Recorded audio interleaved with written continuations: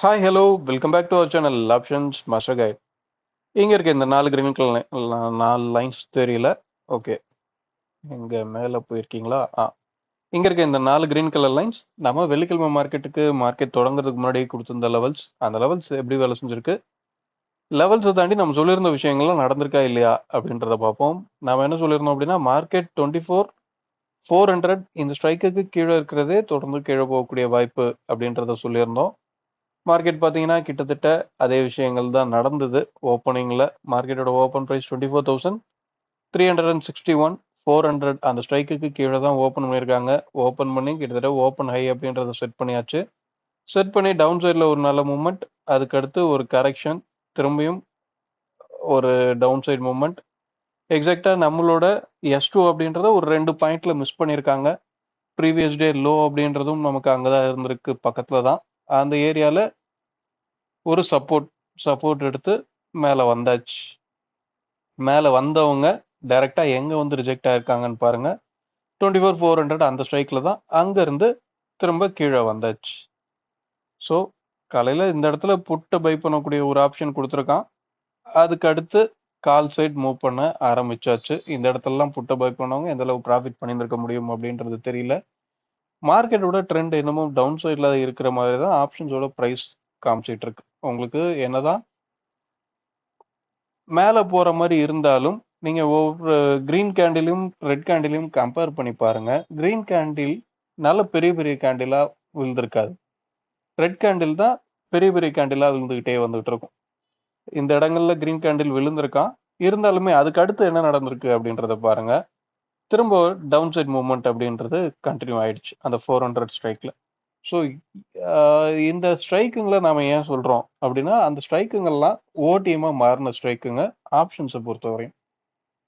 அப்போ ஓடிஎம்மா ஒரு ஸ்ட்ரைக் மாறுது அப்படின்னாவே அந்த ஸ்ட்ரைக் ஜீரோ நோக்கி டிராவல் பண்ணக்கூடிய வாய்ப்பு அதிகமாயிடும். ஸோ ஒரு ஸ்ட்ரைக் ஜீரோ நோக்கி டிராவல் பண்ணுதுன்னா செல்லர் அந்த சைடை தான் ஃபோக்கஸ் பண்ணுவாங்க. அந்த ஸ்ட்ரைக்குங்கள்லாம் எது அப்படின்றத கண்டுபிடிக்க நீங்க கத்துக்கணும். ஒண்ணுமே கிடையாது. யாரோட லோக்கு கீழே யார் ட்ரேட் ஆகிறா இதை மட்டும் நீங்க கவனிச்சீங்க அப்படின்னா, அப்போ எக்ஸ்பைரி டே அன்னைக்கு எந்தெந்த ஸ்ட்ரைக் ஜீரோ ஆகுது அப்படின்றத உங்களால புரிஞ்சுக்க முடியும்.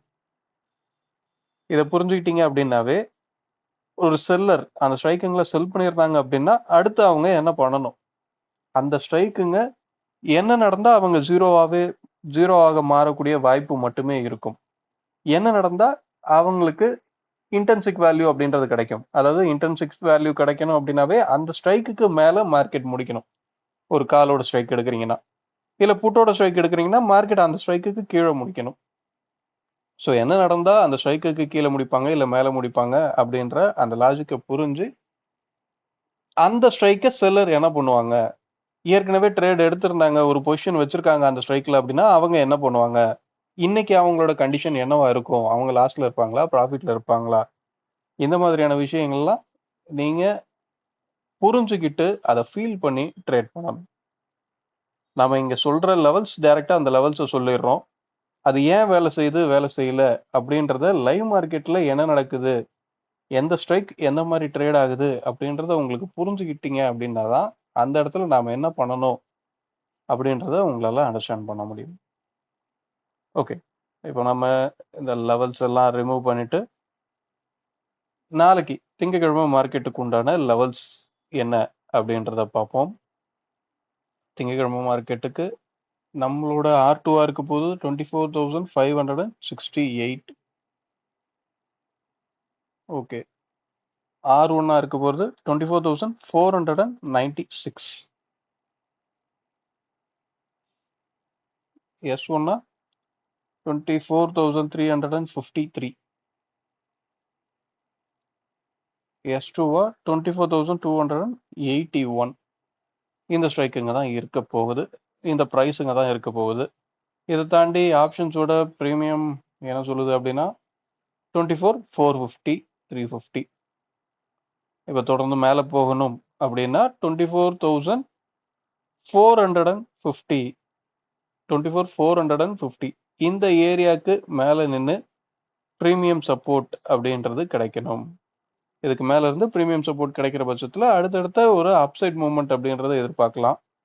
இதுவே டவுன் சைட் போகணும் அப்படின்னா 24,350 அந்த ஏரியாவுக்கு கீழே இருக்கிறதே ஒரு டவுன் சைட் மூவ்மெண்ட் கிடைக்கக்கூடிய வாய்ப்பை கிரியேட் பண்ணும். நம்மளோட S1 அப்படின்றது 24,53 தான் இருக்கு. சாரி 24,353 தான் இருக்கு. S1க்கு கீழே இருக்கிறதே கீழே போகக்கூடிய வாய்ப்பு. அப்போ S1க்கு கீழே இருக்கு அப்படின்னாவே கண்டிப்பா புட் ஆப்ஷனுங்க closing price previous day close பிரைஸ்க்கு மேல ட்ரேட் ஆகணும். அப்போ எல்லா புட்டோட ஸ்ட்ரைக்கும் க்ளோஸ் பிரைஸ்க்கு மேல தான் ட்ரேட் ஆகுதா அப்படின்றத கன்ஃபார்ம் பண்ணிக்கோங்க. இந்த ஸ்ட்ரைக்குங்கள்ல நாம சொல்லியிருக்க ஸ்ட்ரைக்குங்கள்ல எந்த ஸ்ட்ரைக் எந்த மாதிரி ட்ரேட் ஆகுது, நீங்க ஆப்ஷன் செயினை சுத்தி சுத்தி சுத்தி பாத்தீங்க அப்படின்னாலும் இதோட எக்ஸ்பைரி டே ஃபார்மட் கால் ஹை புட்டு ஹை கால் லோ இதுதான்.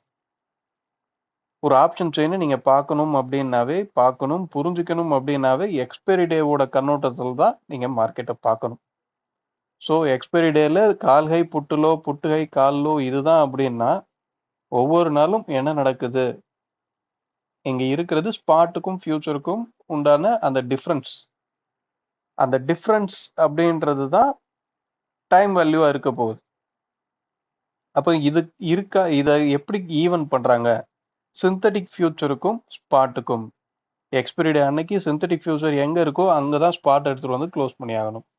அப்போ சிந்தட்டிக் ஃபியூச்சர்ல ஸ்பாட்டுக்கும் ஃபியூச்சருக்கும் டிஃப்ரெண்ட் இருக்கா இல்லையா, எந்த ஸ்ட்ரைக்கோட லோக்கு கீழே யார் ட்ரேட் ஆகுறா, இப்படின்ற விஷயங்களை மட்டுமே நீங்க ஃபோக்கஸ் பண்ணீங்க அப்படின்னாவே உங்களோட ட்ரேட்ஸை கண்டிப்பா குறைக்க முடியும், உங்களோட என்ட்ரிஸை குறைக்க முடியும். உங்களோட என்ட்ரிஸை நீங்க குறைக்கிறீங்க அப்படின்னாவே ஆட்டோமேட்டிக்கா உங்களால ப்ராஃபிட் கேட்டகரிக்குள்ள போக முடியும்.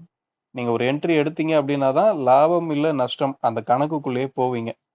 என்ட்ரியே எடுக்கல அப்படின்னா உங்க கேபிட்டல் growth ஆகுதோ இல்லையோ அமைதியா இருக்கும், லாஸ் இல்லாம இருக்கும். ஸோ இதை புரிஞ்சு ஆப்ஷன்ஸ் மார்க்கெட்டை நம்பர்ஸ்ல பாருங்க எப்பயுமே. அதுதான் ஆப்ஷன்ஸ் மார்க்கெட்ல ஒரு ரீட்டைல் ட்ரேடர் சக்சஸ் ஆகக்கூடிய இடமா இருக்கும்.